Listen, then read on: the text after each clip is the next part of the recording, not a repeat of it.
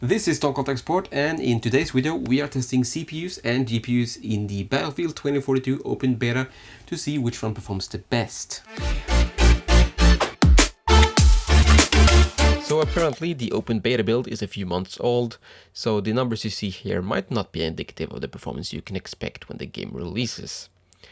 However, that did not stop us from running our tests, and we start off with the GPU benchmarks. So the test system here was the i5 10600K running at 4.9 GHz with 16 GB of slightly overclocked memory. I used the Ultra preset with future frame rendering off, and I tested at 3 resolutions: 1080p, 1440p, and 1440p ultrawide. The latest drivers were used for all the GPUs, so let's see how they performed. Starting at 1080p, the GTX 1070 came just shy of 60 frames per second and was predictably the slowest GPU of the bunch. Second to last was the RTX 3060, which delivered 76.4 frames per second on average.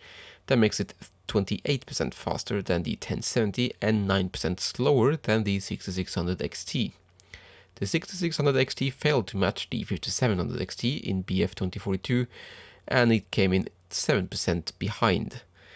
The 5700 XT, on the other hand, is slightly slower than the 2070 Super, which is 23% behind the 3070. And the RX 6800 delivered basically the same performance as the 3070, although with better frame times. Same average, better frame times. The AMD GPUs seem to have better frame times across the board actually than the NVIDIA GPUs at this stage. At 1440p, you would need a 6600 XT to achieve above 60 frames per second with ultra settings. Here it was 7% ahead of the 3060, but again failed to match the 5700 XT. The 5700 XT is still right behind the 2070 Super with slightly better frame times. And again, the 3070 and RX 6800 delivers identical average performance, with the 6800 having the best frame times. At 1440p ultrawide then, the RX 6800 managed to beat out the 3070 by 2%, which really means they perform on par with each other, and at this point the frame times are not so different.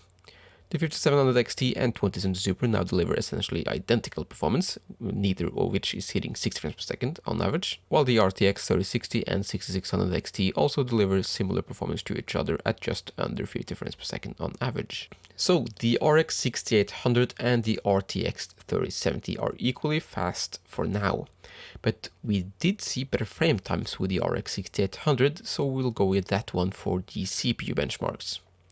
The test systems for the CPU benchmarks were the C490 Elite AC from Gigabyte on the Intel side and the B550M DS3H also from Gigabyte on the AMD side.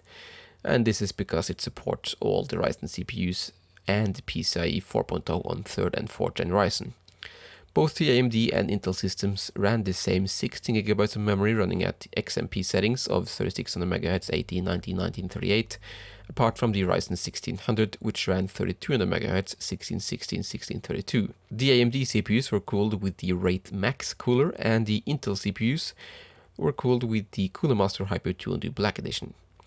PBO was enabled on the AMD CPUs, but not Auto OC. On the Intel side, multi-core enhancement was on for the 10600K, which meant all cores were running at 4.8 GHz, and power limits were maxed out on the 11400, which essentially meant it was running all cores at 4.2 GHz in an all-core load. The benchmarks were run at 1080p with medium settings and future frame rendering turned off. I also included overclocked numbers for 2 of the CPUs. I was planning on more, but I ran out of time. The benchmarking one was basically benchmarking an entire match, so I spent most of the time around points B, D, and E, which seemed to be the most CPU intensive area. This also meant I got a feel for how the game played on the different CPUs instead of just doing a short benchmarking run. It also meant I got to play, which, let's face it, was the most important part. These are, however, not 3 game averages, and this is an open beta, so these numbers are probably not representative of the final game performance. The only CPU I ran 3 runs with was the 11400, and the difference between the best and worst run was 3.6%, so allow for a roughly 5% margin of error. And the numbers you see for the 11400 was the average. So here we see R5 1600 coming in just shy of 70 frames per second on average, and it was perfectly playable, although the chart toppers delivered noticeably smoother gameplay. The Ryzen R7 2700X came in a surprising 28% ahead of the 1600, and the gameplay experience was better, although again not as good as the chart toppers, but still pretty good and plenty playable. I was a bit surprised by how much faster the 2700X was than the 1600. I don't know how much of this is due to the 8 cores or 2 additional cores. The R5 3600, that's only 8% faster than the 2700X, with the largest gain seen at the 1% low level, where it was 16% ahead. So that was a bit more substantial. I wouldn't place much stock in the 0.1% low figure here, as it was pretty much the same across the board. The R5 5600X comes in 26% ahead of the 3600, with a slightly larger lead in the 1% low figure. And with this CPU, the game felt quite a bit smoother, and even though the Intel CPUs are faster, I didn't really notice a difference. So it's possible that it's more noticeable if you have a 144Hz monitor, but I don't, so for me it wasn't really that noticeable.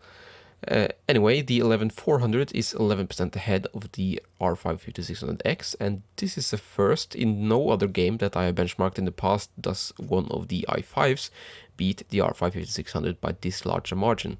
The i5 10600 delivers basically the same performance as the 11400, technically 2.6% ahead, but that is really within margin of error. And the 10600K was 43% ahead of the R5 3600, which is also quite unusual in my tests anyway. So for this particular build of BF 2042, the AMD GPUs perform best in regards to frame times, not outright average FPS, and Intel is the preferred CPU for this game, or this version of the game. Now I also want to show you in-game performance versus Battlefield 5, so I'll keep this running here for the end of the video, so it'll probably be around a couple of minutes. Both games were run at 2560 by 1440 with ultra settings with the i5 11400 and the RX 6800, using the DirectX 12 with future frame rendering turned off. I left the Afterburner overlay on and ran the built-in frame time graph, which you can see at the top and bottom of the screen. Basically, you want as few spikes as possible on the frame time graph, and as you can see by the Afterburner overlay, we are CPU limited in Battlefield 5 and sometimes CPU limited in Battlefield 2042. And both games push the CPU quite hard, with BF5 pushing it a bit harder. So that's all from me for now. Thank you so much for watching, and enjoy the side-by-side comparison, and I'll see you later.